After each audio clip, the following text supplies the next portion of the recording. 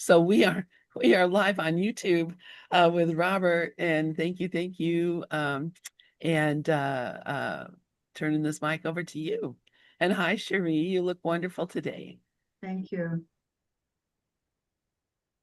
Good. We're going to do something different today because of something that occurred just this morning. And Bob has asked me to share some things with you. Let's open with this from the course to start. I am here only to be truly helpful. I am here to represent him who sent me. I do not have to worry about what to say or what to do, because he who sent me will direct me. I am content to be wherever he wishes, knowing he goes there with me. I will be healed as I let him teach me to heal. In a way, Bob's presentations are different from those of other teachers or students. Some take a course quote and relate it to a situation. He tends to take the situation and applies the course principle. Relationships from specialness to shared purpose. Bob and I have collaborated on a new book about relationships. I'm sorry, I'm trying to switch who I am. Drawn from decades of lived experience, spiritual reflection, and practical insight. While we wait for the amended cover for publication, we're offering advance copies with the original cover to anyone who would like to read it early. This book weaves Bob's academic and experiential perspective with my personal reflections and real-time commentary throughout. It leans heavily on principles of nonviolent communication, ACIM, and spiritual psychology, grounded in lived relationship rather than theory alone. Here are a few of the themes we explore. The true purpose of relationship, not completion, but clarity. Reason, season, or lifetime, redefining success beyond permanence. The shift from specialness to equality, why only equals are at peace. Anger as a call for love, transforming conflict without escalation.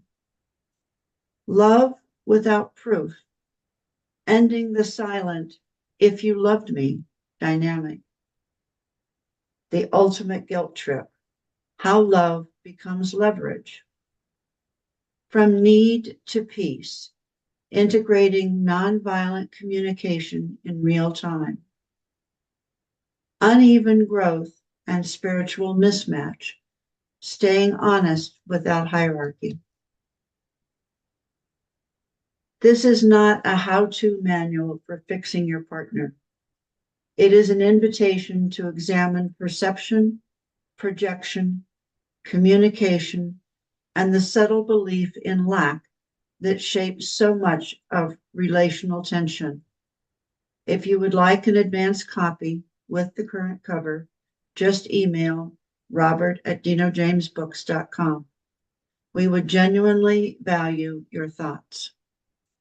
About 2 days ago, I sent out an invitation for people to get the book the same way I'm offering it here. A few people have already taken advantage of that. But what changed this morning was a letter that I got that I'm going to share, a redacted version. And I want to share my answer as well, because I think it's equally important.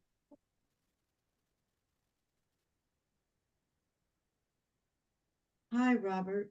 I'm a little over half done with your book right now. I will be done by tomorrow midday. It's really good. My question right now would be concerning the word control. My circumstances with redacted, my wife, are that she has dementia and I'm her only caregiver. It's a long story, but basically, there are many things I need to control as her only caregiver who does everything for her. So I sense that control, positive versus negative, in ACIM depends whether the ego is involved or not. At least that's how I've been looking at it, but not sure if I'm right. Thanks. And the answer, hi. Thank you again for your kind words about the book. And thank you even more for your honesty. Caregiving, especially when you are the only one carrying it, is sacred work, but it is also exhausting work. Cherie and I walked this road with her parents. There were seasons when we handled everything ourselves. There were also moments when we realized we simply could not. There were days when the weight felt heavier than we expected, and the responsibility never really clocked out. So when you speak about having to control many things, I understand exactly what you mean. In your situation, control is not about ego dominance. It is about protection, safety, and stewardship. You are managing medications, schedules, appointments, finances, meals, and safety issues. That is not psychological control. That is loving oversight. When someone's cognitive ability declines, someone else must temporarily carry the executive function. That is not ego. That is devotion expressed in practical form. Where ACIM speaks about control, it is pointing to something different. It addresses the inner attempt to control reality itself, to control outcomes, to control how life unfolds, to control the past or the future so that we can feel safe. That kind of control is rooted in fear. But what you are describing is responsibility. The difference often shows up internally. Ego control feels tight, anxious, pressured, resentful. Loving structure feels steady, even when tired. It says, this is what is needed right now. It does not require you to control the disease or the outcome.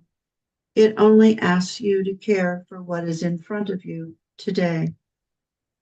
One of the hardest parts of dementia is not the logistics. It's the gradual letting go of who the person used to be. The ego wants to fight that reality. The heart slowly learns to meet the moment as it is. That meeting is not resignation, it is presence. And let me add something very important. Do not be afraid to ask for help. We learned this the hard way. There were times when Cherie and I thought we should be able to handle everything ourselves. That belief almost broke us. There are services and agencies designed specifically to support caregivers. Many are covered by insurance or Medicare. Respite care, home health visits, adult day programs, support groups, hospice support when appropriate. These are not signs of failure. They are tools. You are not meant to carry this alone simply because you can. Asking for help does not diminish your love for redacted. It protects your ability to continue loving her well. Caregivers burn out quietly. Fatigue can masquerade as spirituality. Sometimes the most loving decision is to allow someone else to share the load for a few hours or a few days. The Course would never ask you to deny your human limits. It invites you to release guilt, not to increase pressure. There is nothing holy about exhaustion for its own sake. So, yes, the presence or absence of ego does shape the quality of control, but do not confuse responsible caregiving with spiritual error. You are not trying to dominate her mind, you are protecting her life. And on the days when you feel overwhelmed, that does not mean you are failing spiritually. It means you are human. We have stood in that same place. Be gentle with yourself. Seek support when you need it. And remember that what you are doing is an expression of love in action. With deep respect, Robert. P.S. Cherie is receiving home health care, and I was recently discharged from hospice care.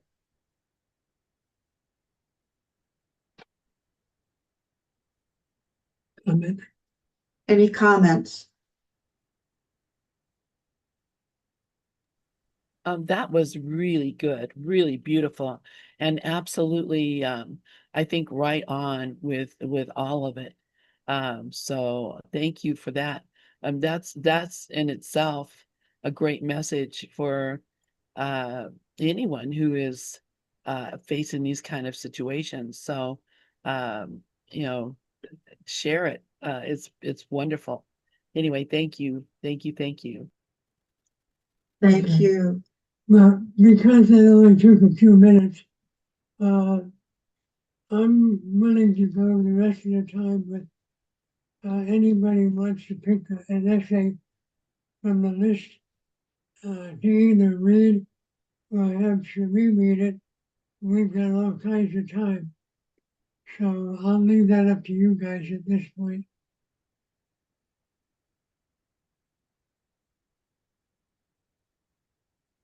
I see we only have Mechanic, Rafi, and Lynn, and I'm pretty sure Lynn's going to be leaving soon, and that's fine. Thank you, Lynn, for staying. I'm glad you got a chance to hear that.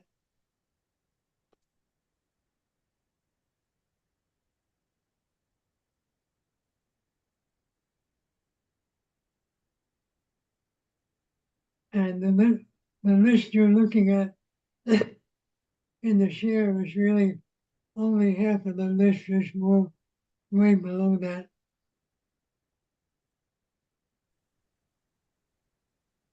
And I'll scroll down in a minute.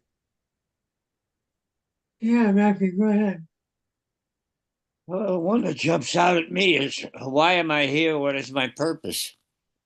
Okay. Oh, here it is. Okay.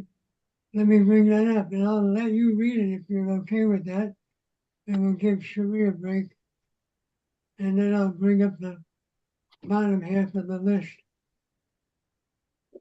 Just let me read this. Oh, Cherie says she's got one too. Oh boy. All right, here we go. Let me get some stuff out of the way and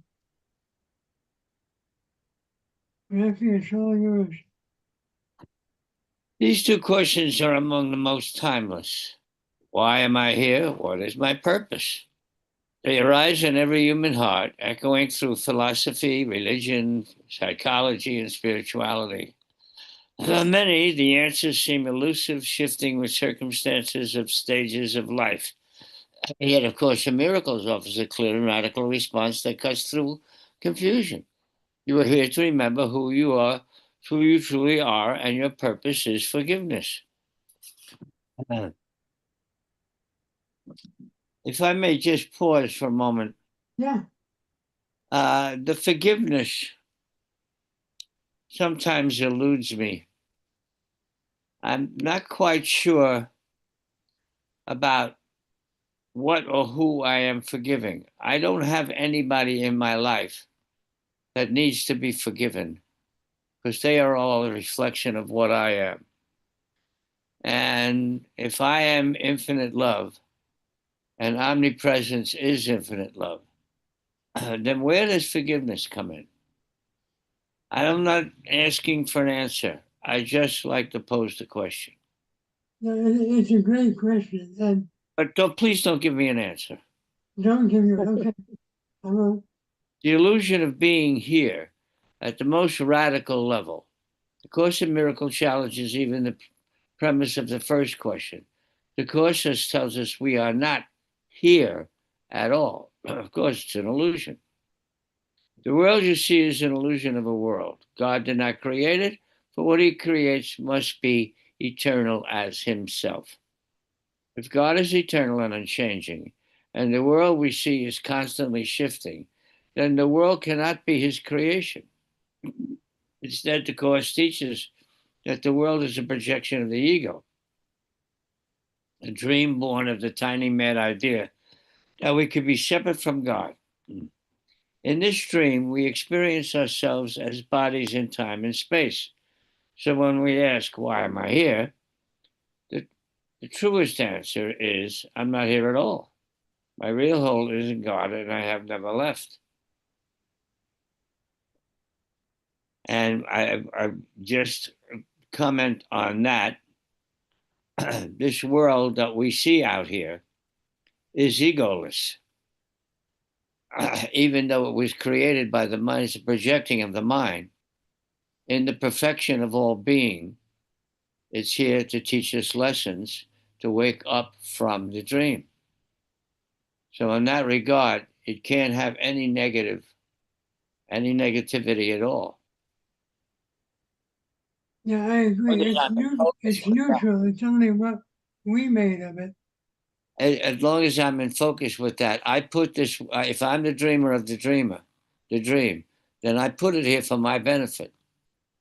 Who is the I that put it here for my benefit? How can I cannot be separate from that? So there's another a way of getting back, eliminating the concept of separation. Mhm. The answer may feel unsettling at first, but the Course assures us that recognizing the unreality of the world does not strip life of meaning. Rather, it gives life a higher purpose. There it is, to use the dream as a classroom for awakening. Ta-da! What is my purpose? If the world is a dream, then our purpose is not to succeed, accumulate, or even make a difference in worldly terms. Our purpose is forgiveness, the means by which we awaken from the dream and remember our true identity. Forgiveness is my function as the light of the world. Forgiveness in ACM does not mean overlooking someone's wrongdoing while still believing it was real. It means recognizing that what seemed to happen in the dream has no real power to affect the truth of who we are, of course. It's a shift of perception from seeing with the ego's eyes of separation to seeing with the Holy Spirit's vision of innocence and wholeness and oneness. Thus, our purpose is not to fix the dream, but to learn to see it differently. Every encounter, every challenge, and every relationship becomes an opportunity to practice forgiveness and to remember our oneness with God and each other. The classroom of daily life. So, why does it appear that we are here? Because the mind, having believed in separation, projects a world where it can act out this belief in this belief. In this classroom, daily life becomes the setting in which we choose again. When someone criticizes us, we can see them as an attacker or as a call for love. When we face illness, we can see it as proof of frailty or an opportunity to place our trust in spirit. And illness is just a thought, like everything else. When we struggle with fear, we can see it as a verdict of guilt or as an invitation to remember innocence. In each case, our purpose is not to change the external situation, but to choose the teacher who interprets it. The ego uses life to prove separation. The Holy Spirit uses the same circumstance to teach forgiveness. The joy of purpose. Living this purpose does not mean withdrawing from the world or refusing to act. It means letting Spirit guide our actions. Ta-da! Of course. The Course reassures us, I'm here only to be truly helpful. I'm here to represent him who sent me. I do not have to worry about what to say or what to do because he who sent me will direct me. Divine guidance, there it is. Our purpose is to be a channel for love in whatever form the Holy Spirit chooses. We are all divine conduits. Sometimes this looks like teaching, sometimes like caregiving, sometimes like simple kindness in a passing encounter. The form varies, but the content is always the same: love instead of fear. There it is. A gentle reframing of why am I here? From the Course's perspective, we are not truly here at all. For while we believe we are, we have a sacred task to use this seeming life as a way to remember the truth. Why am I here? Becomes, I am here to learn that I am not here.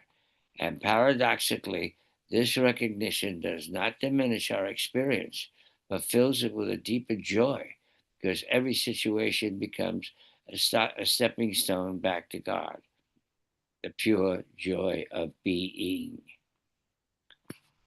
Final reflection. So, why am I here? You are here because you believe in separation, and the world is the stage on which the belief is played out. And what is my purpose? Your purpose is to forgive, to choose love over fear, and to remember that you are not a body, but a holy child of God, forever one with Him. The Course gently reminds us the Holy Spirit's teaching takes only one direction and has only one goal. His direction is freedom, and his goal is God. Your purpose, then, is not to become more in the world, but to awaken to the truth that you are already whole, already complete, and already home in God. Have eternally been, am now, will eternally be. Thank you, Matthew. You said you had one? Does anybody have any comments first? Yeah. Um, Anybody? yeah, I had some thoughts about that, which I think it was really funny. My cat wanted to go out, so I had to go and let the cat out. But as I was hearing as I was leaving, Rafi asking the question, I don't get it. What's this forgiveness about? And then the complete and beautiful answer is in the essay. It's not about forgiving a a person. It's not about forgiving a situation. It's about forgiving my belief that I'm here. Right. So forgiveness in A Course in Miracles is way different than forgiveness in the world.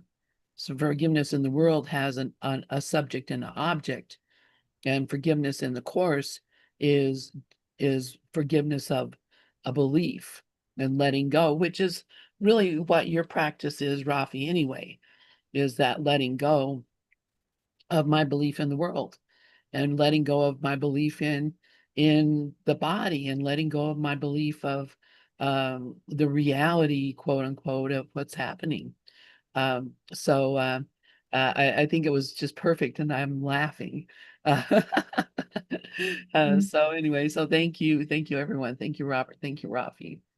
Yeah, one of the things that I see, and it kind of bothers me at times, is sometimes we get uh, people, and I'm guilty of this in the past, where somebody will come to you with a problem, a situation, and while we might know deep in our own hearts that we're not really here, that's not where they are.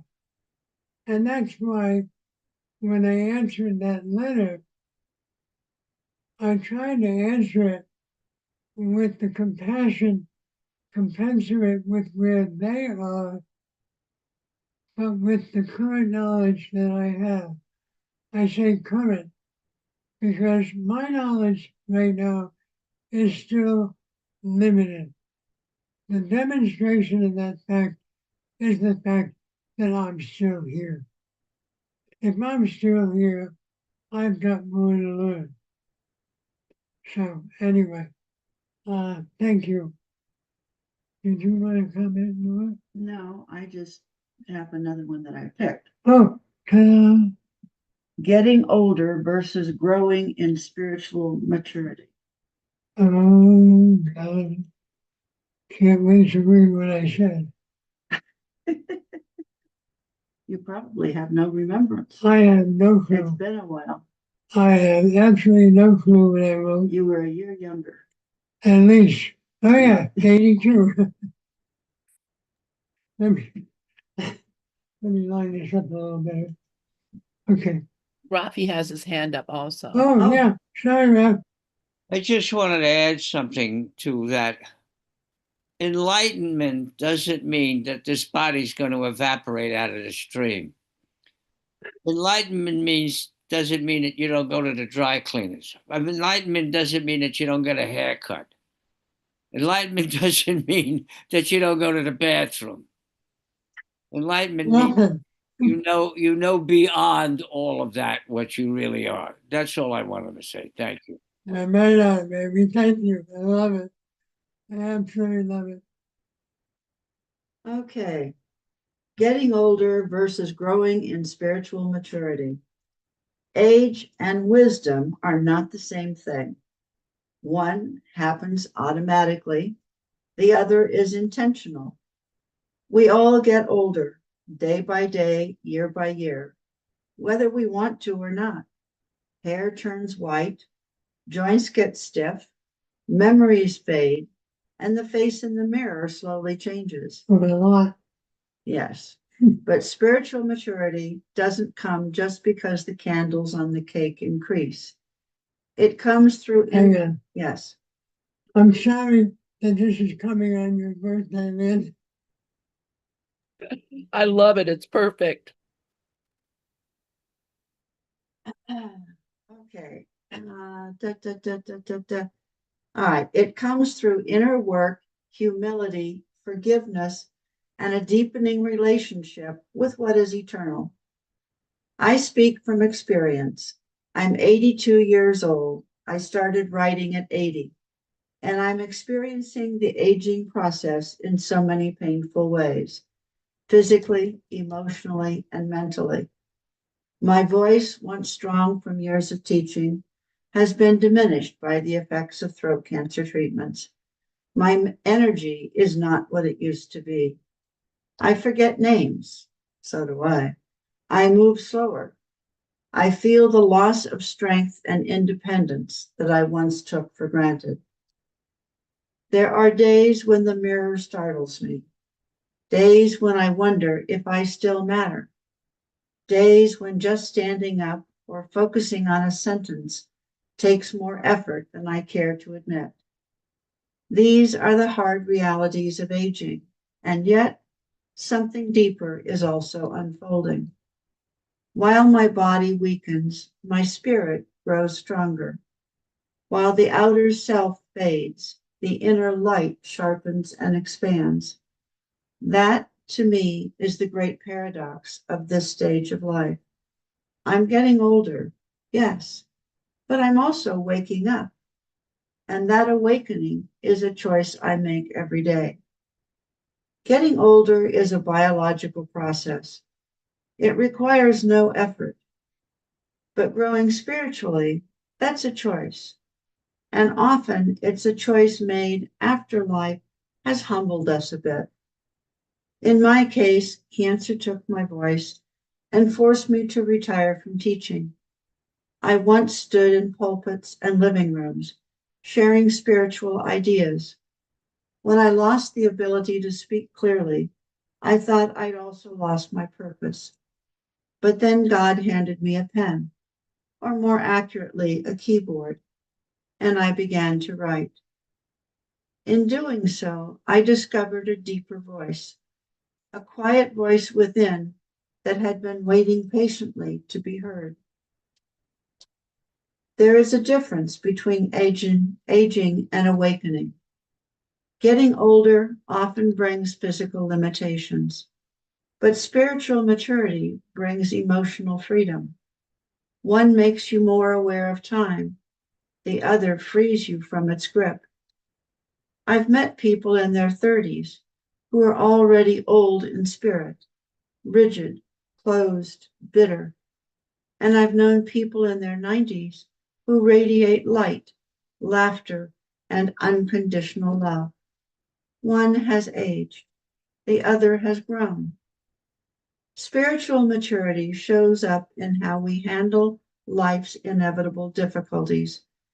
As we grow spiritually, we learn not to resist pain, but to transmute it into wisdom. We learn that forgiveness is not weakness, but strength. We learn that peace is not something to be earned, but remembered. One of the great lessons of A Course in Miracles is that time exists only for our learning. Lesson 133 says, I will not value what is valueless. Lesson 135 adds, if I defend myself, I am attacked. These are not ideas you grow into just because you age. They are lessons you live into as your heart softens and your mind opens. Spiritual growth is a return to simplicity. It's letting go of the ego's demands and coming back to what matters: love, compassion, kindness, truth. It's not about knowing more, but about needing less. It's not about being impressive. It's about being present. When I was younger, I thought spiritual maturity meant understanding complex ideas. Now at 82, I see that it means practicing simple ones every day with humility, to show up, to love well, to listen deeply, to forgive easily. That is real maturity. Aging can tempt us to withdraw, to say, I've done enough. But spiritual growth whispers something different. It says, you still have something to give, not in grand gestures, but in presence, wisdom, and grace. The world doesn't need more opinions. It needs more quiet hearts that radiate peace. The beauty of spiritual growth is that it's never too late to begin. If you're breathing, you can start. You don't need to be perfect. You just need to be willing. Willing to see things differently. Willing to release the past. Willing to love without condition. I've written nearly 30 books in just 2 years, not because I had a plan, but because I finally surrendered to what had been waiting inside me all along. The voice that speaks through my words today is not a product of age. It's the fruit of stillness, listening, and trusting that something greater is at work. So yes, I'm getting older, and I feel the ache of it every day. But more importantly, I'm still growing, not taller, stronger, or richer, but deeper, softer, clearer. And that's the difference. Because while getting older is inevitable, growing in spiritual maturity is the real journey, the one that lasts beyond time, beyond titles, beyond even this life, the one that brings us home to who we really are. Author note: I know I did not write this, but know the voice of him who did, and it brings tears to my eyes each time I read it or any of my essays.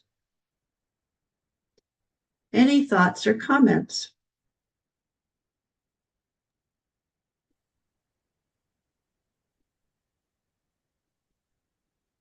Yeah, Not me, but the Father that worketh through me. You just stated it perfectly. thank you. We are all channels, conduits of the divine, and you just let it run through you, and it did, and obviously shared it with all. That's your gift. Thank you.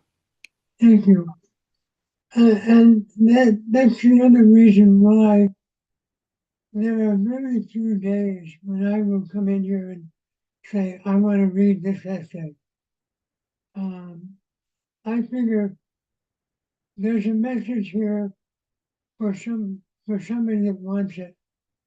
And that's why I would rather have you pick your message, not listen to mine.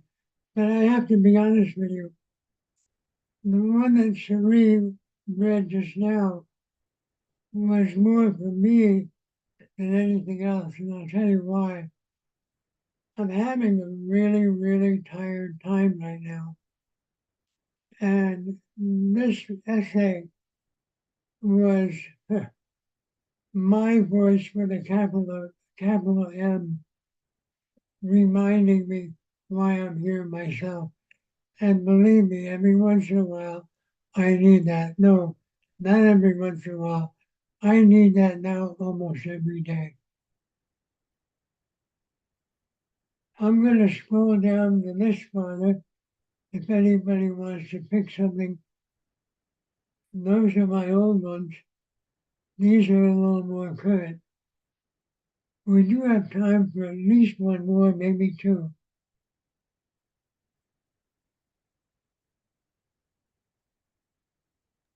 How about the end of time?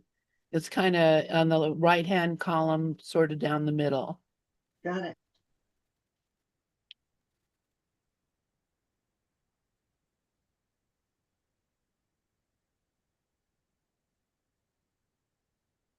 And I will read it. All right. The end of time, entering the holy instant. We live our lives imprisoned by clocks. Every heartbeat, every sunrise, and every calendar square reminds us that time is passing, that we are aging, that something once known is now gone forever. The ego, which thrives on separation and measurement, depends upon this illusion of linear time.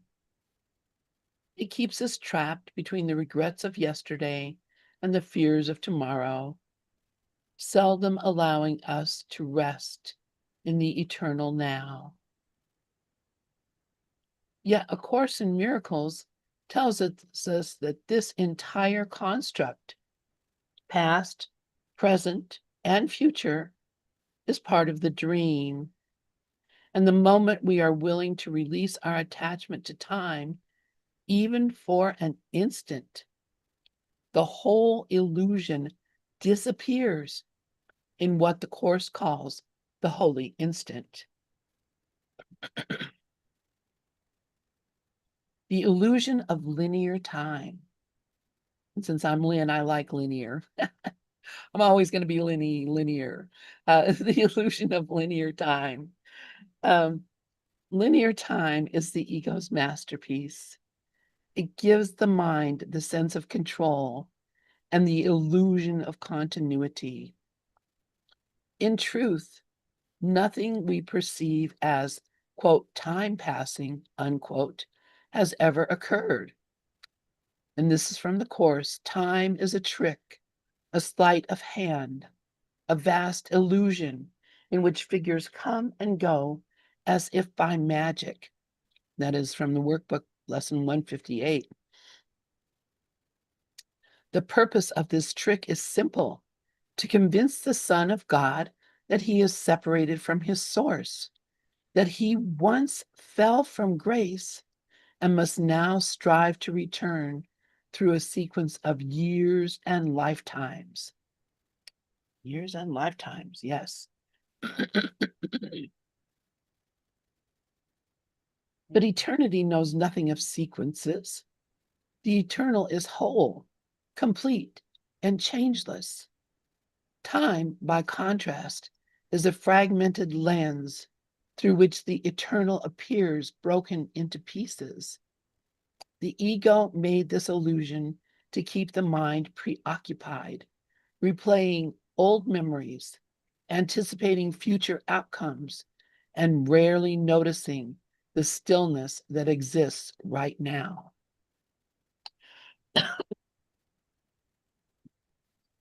The present is the only time there is. The Course offers a profound correction. The present is the only time there is. And that's from Workbook Lesson 164. This isn't a poetic idea, but a literal truth. Everything real, love, peace, and joy, can only be experienced now. The past is gone. The future is not yet. And both exist only as thoughts within the mind. When we cling to either, we step out of the eternal present and into illusion. Think of how often our minds drift into if only or what if. If only I had done this differently. What if things don't turn out as I hope? These thoughts seem innocent, yet they keep us bound to guilt and anxiety, the ego's favorite tools. The Holy Spirit, on the other hand, speaks only of now. In the present moment, we can forgive, release, and remember who we are. I'll let you move that all the way up.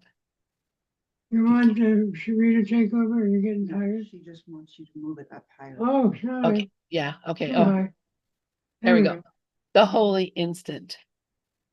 The holy instant is that sacred moment when the mind drops its defense against the present and accepts timelessness. It is described in the Course as, quote, the closest approximation of eternity that this world offers, unquote. That's from text chapter 13. In the holy instant, there is no past to atone for and no future to fear. There is only the quiet awareness of God's love, which has never changed and never left us.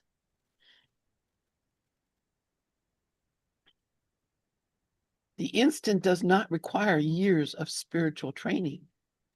It requires only willingness. The willingness to stop trying to manage time and to rest in the awareness that time itself is not real. The holy instant abolishes the past in your mind, and thus the future cannot but be different. When we accept this, even briefly, we experience the end of time as we know it. Releasing time is releasing fear.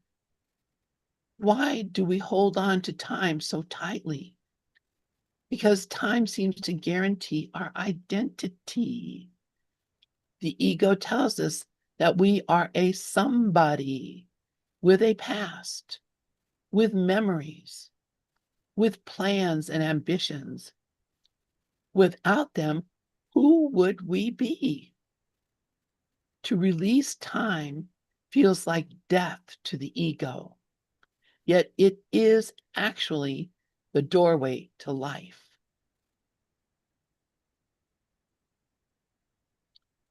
Fear dissolves when we recognize that nothing real can be threatened and nothing unreal exists. And that is from the introduction to the text of A Course in Miracles. Every pain we have ever felt was tied to a timeline, something that happened, something that might happen, something that is happening too slowly or too fast. The holy instant erases this story and leaves only peace. Imagine your greatest problem, financial, relational, or physical. Notice how its power depends on the passage of time. A bill due next week, a relationship broken years ago, a diagnosis that predicts decline. Now, imagine lifting that entire framework out of time, resting it in God's eternal now. In that instant, it loses all meaning. What was a burden becomes neutral, and what was fear becomes an invitation to remember the truth. Miracles collapse time. In A Course in Miracles, miracles are not supernatural events, but but corrections in perception that collapse time. The miracle substitutes for learning that might have taken thousands of years. And that is one of the miracle principles from textbook section, chapter 1. When we forgive, I'm going to read that again. The miracle substitutes for learning that might have taken thousands of years. It's like you can just skip to the chase and you don't even have to learn the lesson because you got it through the miracle. When we forgive, we dissolve the distance the ego placed between guilt and release. When we love, we erase the imagined span between separation and unity. Each moment we choose love instead of fear. We shorten the dream of time and move closer to the awakening that ends it all together. I'm going to jump in here and make a comment. The other day we were with Rico, and Rico came up with a phrase that I thought was priceless. He said it's happening between now and right now. And that description was a beautiful example of the holy instant. Exactly. It's happening between now and right now. I love that. I do too. How precious. Our people are so precious. You can really visualize it. Yeah. Yeah. Yeah. So the moment when the world disappears, the Course paints a beautiful image of what happens when the holy instant is fully accepted. The world will end in laughter because it is a place of tears. This is from section 14 of the Manual for Teachers. How will the world end? It will end in laughter because it is a place of tears. When the joy of heaven has come, the purpose of the world is gone.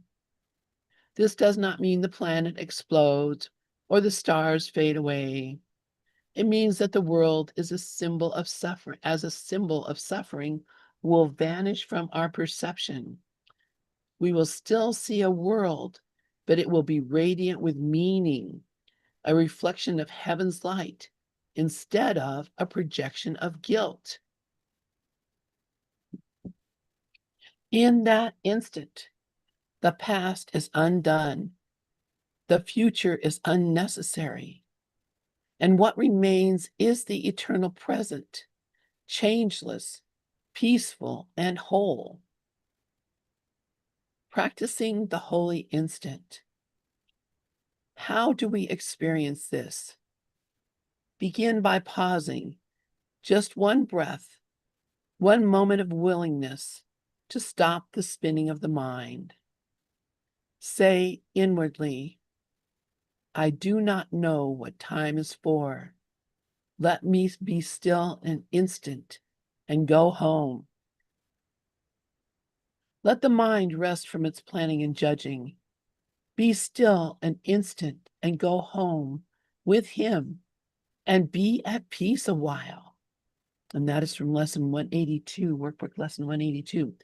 In that pause, you step outside of time. You are no longer a body aging and striving. You are the timeless awareness, observing it all.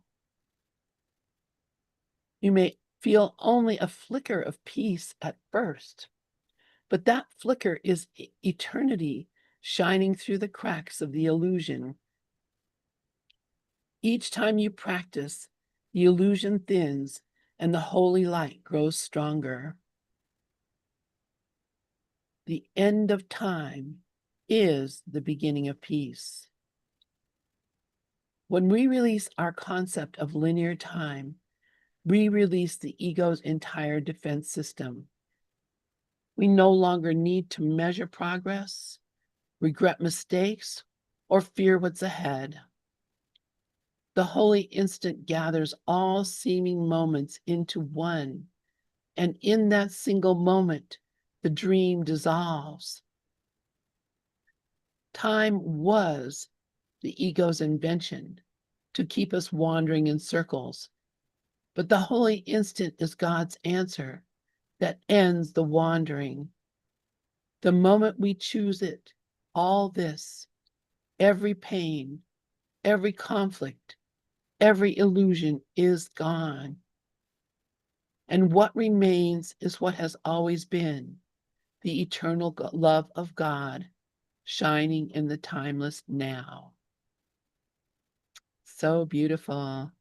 The peace of God is shining in me now. Mhm. I love it. Thank you, Robert. Okay, I had one. Which one? Well, you gotta come down.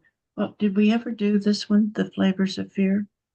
That's too long. Okay, We don't have the time. all right, well, Oh, I know we don't play. okay. I got a short one for us, and then we'll close. Does anybody have any comments before we play one? Looking. No, I just love that whole perspective of time, because if we understood time, then we would have no fear. We would use it for what it's for. And I see Rafi has his hand up. Yeah, it's really interesting is that I came to A Course in Miracles by way of Christian Science. And Mary Baker Eddy had something that I thought was really weird, but the more I think about it, the more I agree with it. She made the comment that birthdays are an attack on truth. Birthdays are accepting the idea and giving reality to the idea that we are aging. So in that respect, she was right. But yet, we like the birthdays, we like the party, we like the celebration, and honestly, I like it too. It's part of the ego. Yeah, it's nice when people say happy birthday. But the bottom line, birthdays, one word, bullshit. Okay, and Rafi, go ahead, sorry. With the elimination of the concept of time, it's very easy to just be the peace, for instance, that we are, because that's eternal, has always been, is now, that's reality. And since there's no difference between peace, joy, bliss, happiness, love, abundance, oneness, wholeness, we can choose that at any time. So right now, can I say, I'm happy? Well, of course I'm happy. Happiness is what I am. If I get caught up in a time thing, like, oh, maybe later on I got to do this, what about that happened yesterday, that business that happened yesterday? What about, no, now, happy. Whose decision is that? Mine. Who's in charge here? I am. Am I going to listen to that mind? Well, no, that's not what I am. Why would I listen? Who said I had to listen to it in the first place? What is reality now? Is now peace? Yeah. Is now bliss? Yeah. Now is there now love? Yeah. Well, then just be now, or just be. Thank you. Thank you. Are there any other questions or comments? I haven't heard from Michaeli or Mindful. Would either of you like to comment before I give it back to Lynn? No, we're gonna do, We are going to do Wheel of Fate? yes, Okay, sorry. you got lost. I know, I'm just looking at the time. Lynn, is anybody on after me? Rev Wayne will be here for the lesson. So when we see him come in, Then we'll quit. Okay. Yeah.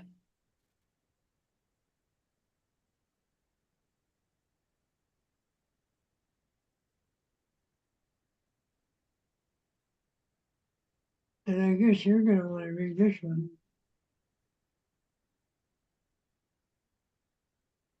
We don't fight. Really? Someone once asked a spiritual teacher a simple question. Do you ever fight with your spouse? He smiled and said no, but we do have periods of intense fellowship. The room erupted in laughter, not because it was evasive, but because it rang true. Most of us know the experience. It isn't war. It isn't even conflict in the usual sense. It's two people trying to be understood at the same moment, sometimes without the tools to do it gracefully. That answer stayed with me. It reframed disagreement from something destructive into something human and strangely hopeful. Intense fellowship suggests two people close enough to press against each other's edges. It acknowledges emotion without letting it define the relationship. It replaces the idea of winning or losing with the idea of staying connected, even when the conversation heats up.